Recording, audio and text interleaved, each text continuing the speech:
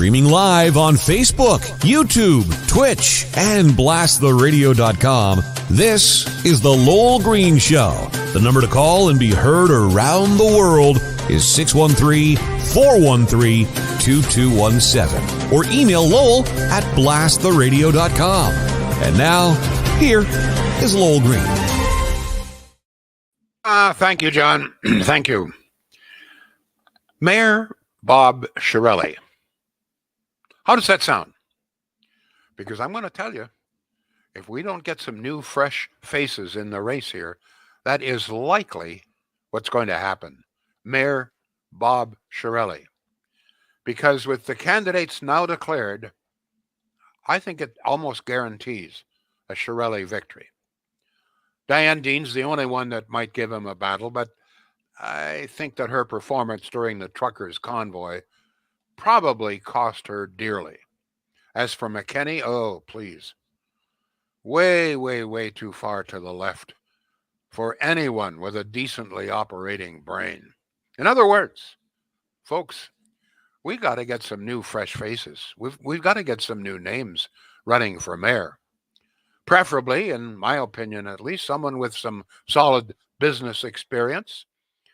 Someone who's prepared to not drive us into poverty in order to save the planet. Someone with some real honest-to-goodness common sense instead of an ideology that doesn't mandate windmills in every backyard, okay? Just an ordinary, good, solid person.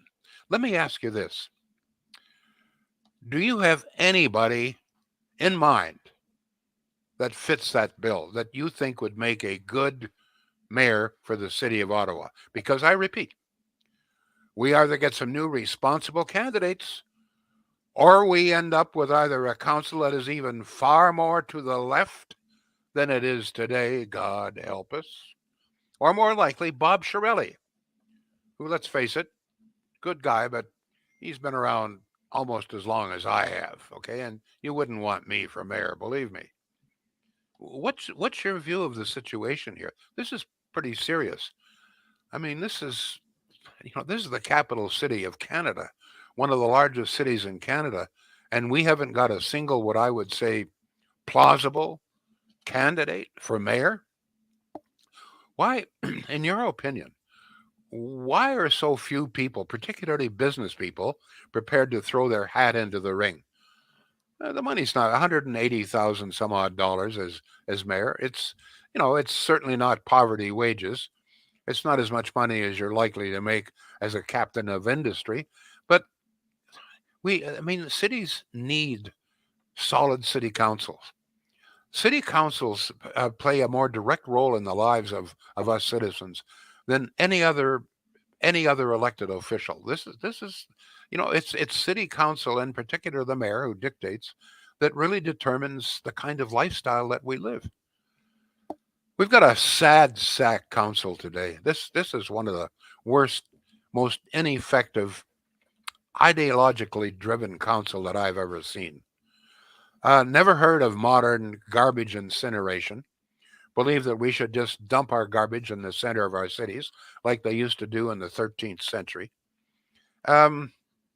This is a city council, folks, that just the other day, after bemoaning the fact that young people today couldn't afford to buy a new home, that they had to get the cost of new homes down, turned around almost in the same breath and passed a bylaw imposing more environmental restrictions, adding, according to City Council itself, 10% to the cost of a new home. That's the kind of ideology that drives this council. Can you imagine? With the high cost of housing, City Council bemoans this, says we've got to do something and proposes this, and then turns around and passes a bylaw which it admits will add 10% to the cost of housing. And I reported this yesterday. Minto Construction several years ago said that, in fact, government regulation adds about 28% of the cost of a new home. So if City Council adds another 10%, you're looking at government regulation costing about 40% of the cost of a new home, and they wonder what they can do. Oh, my God. I mean, this is city council that we've got now. Obviously, can't get light rail to run properly, can't seem to figure this out. And as I say, whose idea of progress is to erect more free charging stations for electric cars, which we taxpayers have got to pay for. And of course, the best they can do is dump our garbage in the middle of the city. I say, folks, it's new faces or God help us. I'll tell you, I've mentioned this before, and I have no idea if he's interested. I wish that he was, but I think a very good candidate. I know him. He's a good, solid citizen, family man, plenty of business experience, very level headed. He's got a fairly high public profile. He knows the media very well, and I refer to Mark Sutcliffe. Some of you may not be familiar with him. He was a major broadcaster on CFRA for many years, and then more recently on 1310. Very level headed guy with plenty of business experience. If anybody knows Mark, please get to him. I think he would make a wonderful candidate, to be honest with you. So you know that I work with Mark on his podcast here and there, And he and just laughed when you mentioned this he to him, right? did. I said, Lowell was talking about you. He says, "Oh, really?" I said, "Yeah." He's put your name forward for mayor, and he just smiled at me, very, as Mark does, very Yeah. quietly, and What do you didn't. think? I mean, you know him. Don't you think he'd be a pretty good candidate? I am a huge fan of Mark, which is why I choose to work with him. Yeah, I think he's exactly the kind of person. Inspired, level-headed, doesn't get too excited, doesn't get too upset about things. Has some ideas, certainly has the business acumen. I remember Mark when he first started in broadcasting. He was pretty much right out of college and onto the air, I think doing sports initially, big baseball guy. That's right. And worked his way into Ottawa Business Journal and now writes for The Citizen. I mean, yeah, he's got a varied interest. He's from the community. I don't get the sense he's interested. But he's exactly the type of person that, yes, I would love to see running for council and certainly for mayor. If Great. anybody knows Mark, and if you agree with me, give him a little jab. Sometimes it just takes a little push, okay? I'll be talking And to him. let's I'll be talking to him later. I'll make sure to remind him. okay, do it, please. But unless and I've got a large listenership here.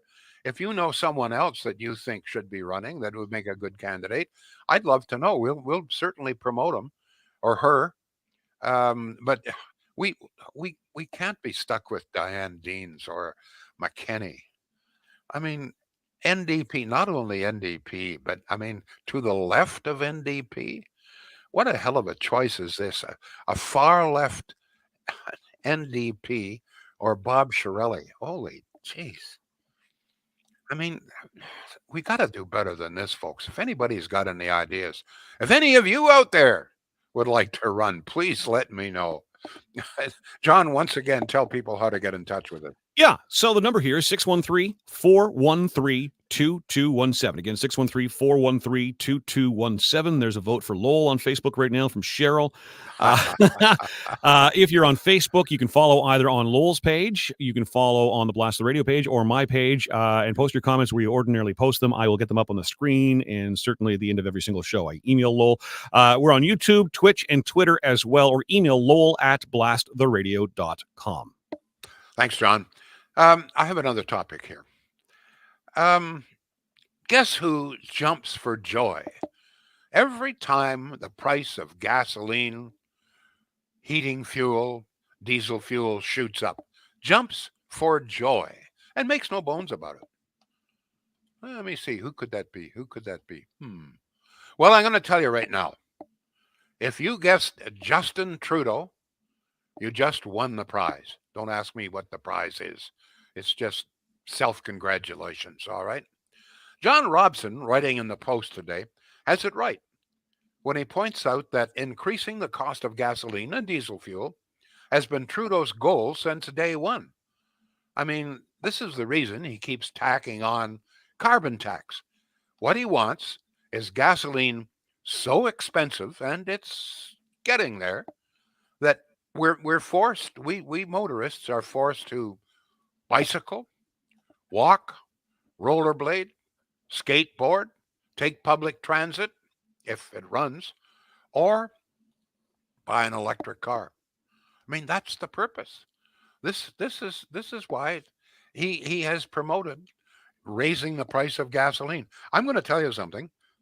The experts predict that by this time next year, gas will probably here in Ontario be about $1.50. John, you think that it's probably going to be $1.50 by the time summer rolls around? I would think by July, August, the height of tourist season, absolutely. All I can tell you this is, folks, if you think $2 a liter gasoline is expensive, just you wait. Just you wait. It's going to go far beyond that. In fact, in some place in BC, for example, they're now paying 220, 225, and it goes up almost every single day. This is part of the strategy of Justin Trudeau. He wants to create this new green nirvana. And in this new green nirvana, we're all bankrupt, of course. We're using stone axes, living in teepees or caves. But by God, our emissions are down. Nobody has a job, but our emissions are down. So that's what he wants. My question to you is this. Okay. This is his goal. In your opinion, in your experience, will the high cost of gasoline and diesel force you to give up your internal combustion automobile? Will you bicycle? Will you take public transit? Or will you buy an electric car? As you know, Trudeau will give you $5,000 if you buy a hybrid car or a full electric car. $5,000 for anybody that does that. So if you're thinking of going electric, I'd like to know if you've done the math yet, because I'm having trouble coming to grips with this. What is the true cost of an electric car? Um, how much, in your opinion, the car that you want, how much would it cost you, the original cost, factoring in $5,000 gift from us taxpayers? Okay, that's the start. What will it cost you to establish a plug-in in your home? Has anyone done any research on that? What's the cost of establishing a plug-in in your home? Because very clearly, if you're going to have an electric car, you pretty well got to have a plug-in in your house, right? I can answer that one. $10,000 plus you have to pay the electrician. How do you know that, John? Because my brother bought an electric car and he's forking out $10,000 this week to put the charger in his house. I had no idea it was that expensive. Mm-hmm. Where's he got it? Put it in his garage? Garage. It's a 220 volt. Yep. Did he have any difficulty finding someone to do this? No, sir. So there are people available to do it. Electricians want to work? Sure. Great. It's a cash cow for electricians. So the unit is 10,000, but then there's the electrician's fee on top of that. Yep. So what are we looking at? $11,000 easily. Yeah. So you got to add $10,000, $11,000, $12,000 to the cost of an electric car to begin with. Okay. Unless you're like him and you go to the Oshawa Mall and charge it up for free. Yeah. Yeah. How long? But you see, those people, in my opinion, I don't see how we can continue to provide free electricity much longer. It's a loss leader right now, right? It's there as an incentive. Well, the incentive for what? I mean, you can plug in free at City Hall. The taxpayers pay this. There's one free plug-in at the Canada Library with the taxpayers. But how long are the taxpayers going to fund other people's fuel? I don't think that's going to continue. So, I think that if you're thinking of buying an electric car, you got to figure, okay, the fuel is not going to be free much longer. It can't be. Right. How much are they going to charge me for the fuel? How much electricity, for example? Do you have any idea, John, how much electricity an ordinary plug-in car needs? No. Do you have any idea, like your brother, you say, has a plug-in, how much this has increased his electrical bill? Because he would have to pay for the electricity that he consumes. Oh, he will.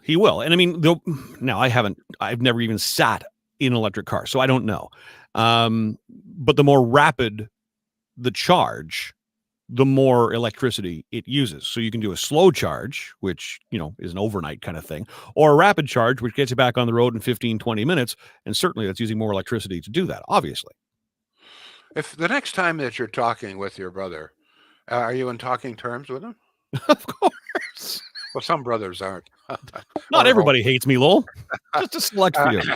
try and find out from him, because I'm trying this. How much he figures it's costing him? Is it a hybrid that he's got, or is Nope. it a pure Nope. electric? All electric. All electric. Yep. Ask him if he has figured out yet how much this is costing him in the electrical bills. It's got. I mean, the electricity is very expensive in this province. See, and this is one of the problems. Electricity, as you know, is much cheaper in Quebec. So very clearly, buying an electric car in Quebec is going Mm. to be cheaper than buying one or operating one anyway in Ontario. I don't know what the rates are in other provinces, but Quebec has very cheap electricity.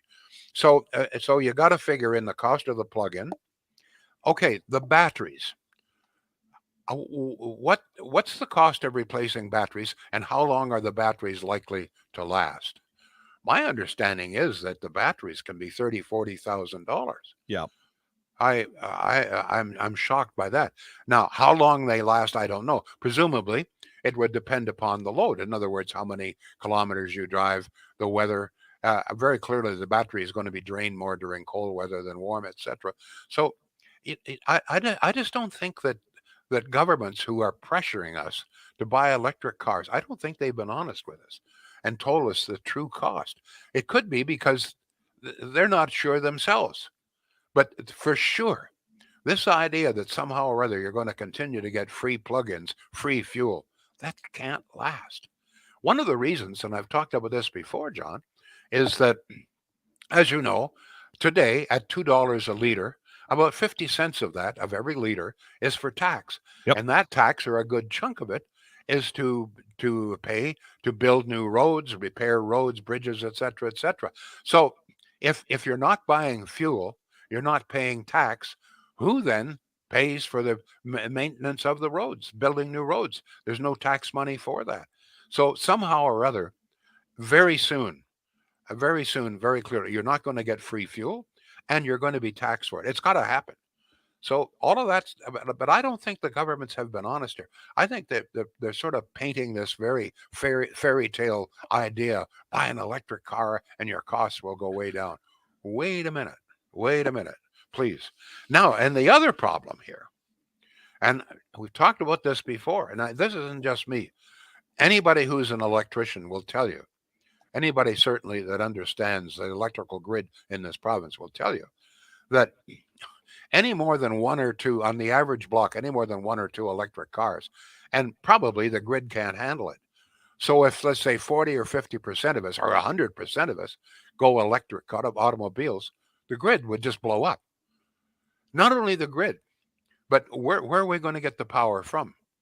We have sufficient power right now for all of our needs, even on very heavy days when it's very hot, very cold. But we don't have a whole lot of leeway, to be honest with you. And anybody that thinks that wind and solar is going to do it, let me just go once again. A lot of people still don't understand this. Wind and solar. Hmm. They tried this in Europe, and we all know what happened. Russia, laughed all the way to the bank. But right now, well, at 1 o'clock today, and I ask you, don't believe me. IESO.ca. Really simple. Just go IESO.ca and see. Well, I'll tell you that at 1 o'clock, province of Ontario was burning 14,326 megawatts of power. 14,326, about average for this kind of weather. Wind, 314 of almost 15,000. Solar on a beautiful, beautiful sunny day, 327. In total, wind and solar right now at 1 o'clock, providing 4.86% of our needs. We've spent billions and billions and billions of dollars on windmills, solar panels, grids, etc., to hook them up. And we continue to spend all kinds of money subsidizing these people. Right now, on a beautiful, breezy, sunny day, wind and solar in Ontario providing 4.86% of our needs. So if we go all electric, where is the power going to come from? How will it get to our homes? We're going to need an entirely new electrical grid. They say the cost of that in Ontario close to $1 trillion. Who's going to pay for that? You. John, got to take a moment here, talk about our good friends up there in Pakenham. Pakenham, lovely little town. I don't know. They're famous. They're famous. They're famous for three reasons. Okay, the five-span bridge, and don't want to meet a truck on it. The five-span You're right. You feed don't. store. That's right. Five-span feed store where I buy my pigeon feed and straw, and of course, most famous of all, Shields, right on the main street. Now, the office of the store that you see there is a small store, right on the main street. Most of the appliances are featured there, but they have a huge warehouse, which means that 99% of the time, exactly the appliance you want, the make, the model, the size, the wattage that it consumes, et cetera, that they have it in stock, which means that they'll be able to ship it to your place and install it in many cases within 2 or 3 days. Very rare exceptions, okay? And by the way, they deliver, yes, all through Ottawa, right down into the Seaway. You know where the Seaway is? So, Cornwall, Brockville, Prescott. Yes, they're delivering down there as well. We have listeners. I don't know if they're delivering to Russia. We have listeners in Russia, right? We do, last time I checked, we do. China as well. China. My message to the Russians, eh? Your leader is a pig. I just thought I'd pass that along. A thug, a murderer. Anyhow, that's my message to my Russian listeners. So I don't think Shields is delivering to Russia. If they could, they would, but I don't think they can. I don't think they would want to. But they'd certainly be happy to deliver to you. Check the prices, folks. Very easy to do. Shields.ca. SCHEELS.ca. John, what sort of reaction are we getting here? And thank you for spelling that too, because just before I got down to the studio, there was a text from somebody saying, I can't find this place online, and they were spelling it wrong. So it's SCHEELS. All right, we are super busy with comments, Lowell, and we're 22 minutes into the show. Maggie says she was quoted $14,250 for the electric charger. Also needed to change the main box from 100 to 220, and it was suggested to get a natural gas backup generator at the cost of another $12,000. Here you go. The cost to replace a battery is somewhere between $20,000 and $30,000. This person texts in to say, cost plus average 4% interest. Barry says, I'm moving to the country where I can still get a car that will run on alcohol. Okay. Let's see here. To the topic of mayor, why a businessman won't run for mayor? Ask Larry O'Brien. Yeah, well, I like that. The only counselor that I know of who is somewhat sensible is Eli Elshantiri. After seeing Larry O'Brien's mayoral team, I'm not sure if a business person would want to get into public service. Let's go to, I live here at the St. Lawrence, Ingleside, Long Sault. It's beautiful here, says Woodenhead. Yes, Lowell, we know where the St. Lawrence Seaway is. You're being Well, yeah, if you live on the Seaway, you know where it is. You better know where it is. Here we go. So this goes back to the beginning of the show. Mahadi says, Bob Shirelli, no thanks. He doesn't get my vote. I love Carolyn Meehan. She would get my vote. And says, I don't think Diane Deans is in the mayoralty race anymore. Health issues, perhaps. She's not registered yet as a candidate. That's right. She hasn't registered. She says she's going to run, but she's not registered yet. So I don't know what the fate is there. Yeah, I was just communicating with her today. I'll ask. Erlene says no to Bob Shirelli. Laurentian View Terry on Twitch. If it seems... Just a minute. If not Bob Shirelli, who then? That's the problem. I mean, if it comes down to a race between Bob Shirelli, McKenney, who is as far left as you can possibly be, an ideologue, and then Diane Deans, former NDP member, who are you going to vote for? Are you going to vote extreme left, or are you going to vote Bob Shirelli? That's the dilemma, folks, that we may be faced with here. Go ahead. Yeah, there's not a whole lot of inspiring options out there. And with all due respect to those who put their name on the ballot. Here's an email from Robert. Again, the address is lowell@blasttheradio.com. I really think Ottawa would be well served having Ian Lee from Carleton University as mayor. However, any mayor is going to have a rough ride with 20 hard left-leaning clueless councillors to deal with. Yeah, Ian Lee would be Ian Lee. I know Ian. I have a lot of respect for him. The only thing... Ian and I clashed. He was opposed to the development of Lansdowne Park, and I, of course, supported it. But I think that generally speaking, I think he'd be a good candidate. Yes, that's a good idea. Thank you. Mayoral candidate is the subject of this one from Lisa. She says, Lowell, not everyone wants to own. People are transient. They go where the jobs are. The old saying goes, the more you own, the more it owns you. We need to bring back rent controls. All right. Oh. If you want to guarantee that nobody builds new homes, new rental accommodation anymore, just go to rent control. That's it. There's no better way to slow down development of rental accommodation than to impose rent control. Ay, please don't go back there. Go ahead, John. I'm sympathetic to the cost of rents, but I think what people who rent fail to realize is that somebody holds a mortgage for that property that you're renting. And with the Precisely. cost of mortgages skyrocketing, like anything else, the increased cost Absolutely. is passed along to you. Yeah. Lawrence from Terry on Twitch. It seems if you're not a liberal, running for mayor is a long shot. Look at the hell Larry O'Brien was put through. He had business sense. John Baird for mayor, says Eileen. No, I know John. He's a good friend of mine. No interest whatsoever. He's doing very well in Toronto down there, and he has no interest whatsoever. Mark Sutcliffe's name has been put forward again, as has Walter Robinson's name. Did Walter run before? I believe Walter did run before. Yeah, I thought so. Walter might not be a bad candidate, to be honest with you. He's a good man. He's got business experience, I believe. Yeah, that's an interesting idea.